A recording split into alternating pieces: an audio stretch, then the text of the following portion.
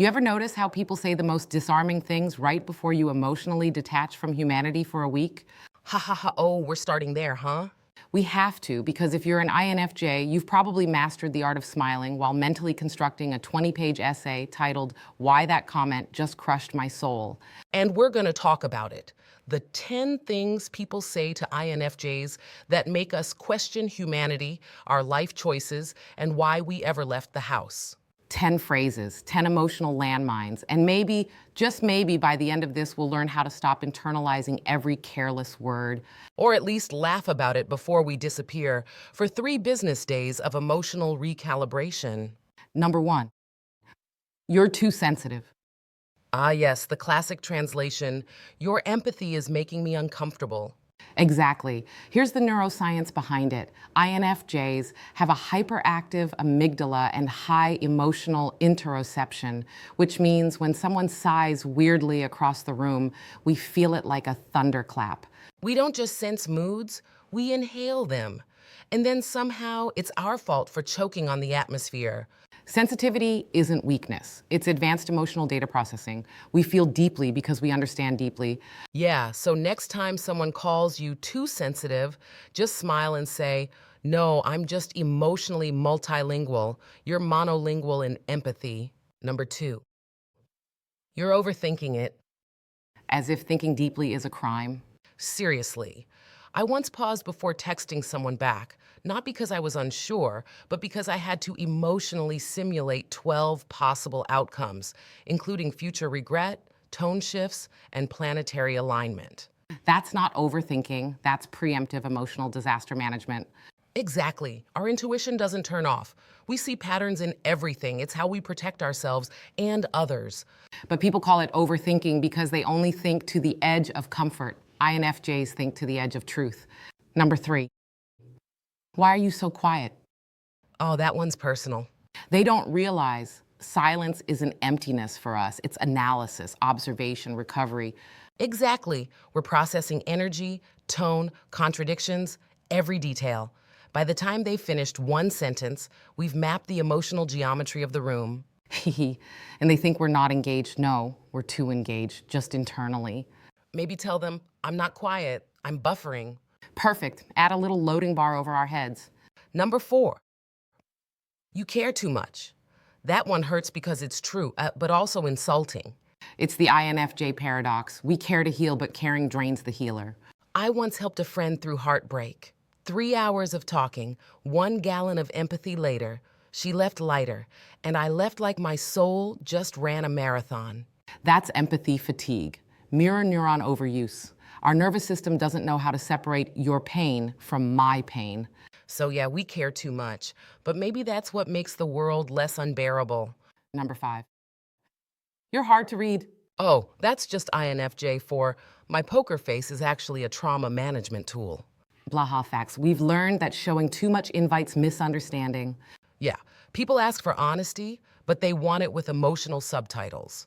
So we adapt subtle expressions, measured tone, but inside, there's a full symphony of thought happening. So if you think I'm hard to read, it's because you're trying to skim poetry like a text message. You know what's interesting, Bliss? Every phrase we've talked about so far, too sensitive, too quiet, hard to read, it all ties back to one thing. The translation problem. Exactly. INFJs don't process reality the way most people do. Neuroscience shows our brains actually light up differently. Higher activity in regions tied to empathy, language nuance, and pattern prediction. That means we're not just listening to what people say, we're listening to how it feels. Every word carries emotional texture. So when someone says something careless, it doesn't just hit our ears. It travels through empathy, intuition, memory, and meaning before it ever reaches understanding. And that's why we often go quiet. We're not ignoring anyone, we're translating. Carl Jung called it introverted intuition, seeing beneath the surface of things. But there's a cost. When you live in constant translation mode, you start to feel like you're from another planet. Yeah, like you speak emotion fluently in a world that mostly shouts in logic. So before we move on to the next one, let's just say it plainly. INFJs don't misinterpret, they overinterpret. And that's both their gift and their exhaustion. It's why we crave simplicity, but only the kind that feels emotionally safe. Number 6, you're intimidating.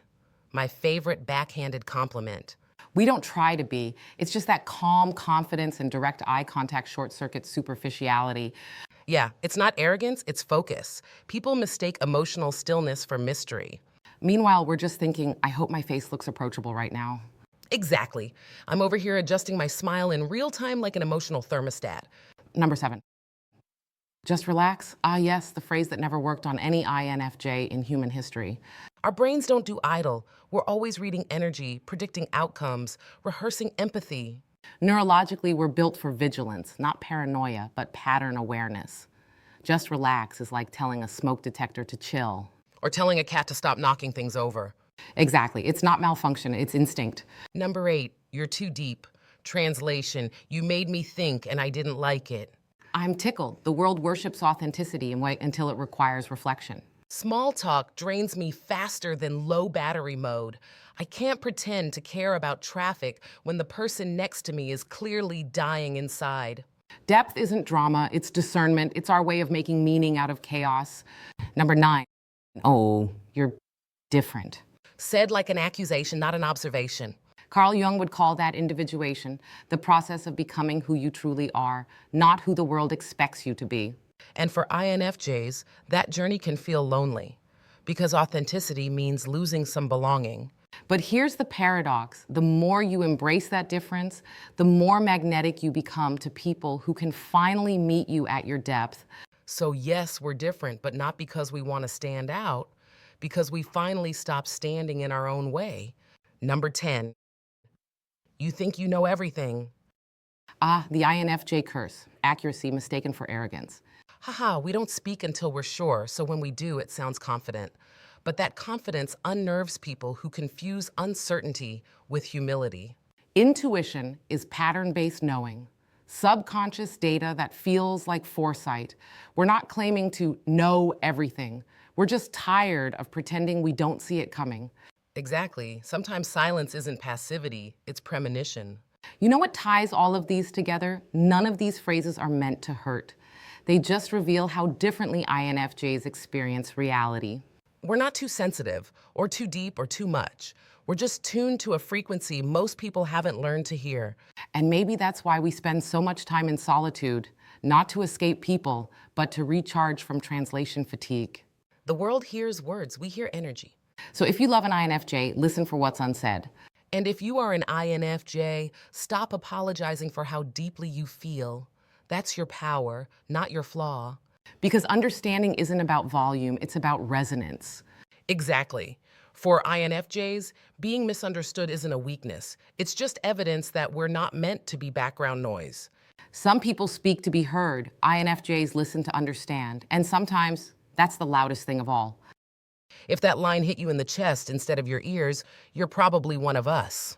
We created this channel to remind INFJs, an INFJ, an empath, a deep thinker, someone who doesn't just want to exist, but to understand. That's what this space is for, to decode the layers of intuition, empathy, and quiet strength that most people overlook. So if you found yourself nodding through this conversation, subscribe. Not because we ask, but because you finally feel seen. And if you're ready to dive deeper, my book, Inside the Mind of an INFJ, is available now on Amazon. It's not just a read, it's a mirror for the parts of you the world rarely understands. Keep exploring with us. Keep questioning, because awareness is freedom, and freedom is what INFJs were born for. We'll see you in the next video. Until then, stay kind, stay curious, and never apologize for your depth.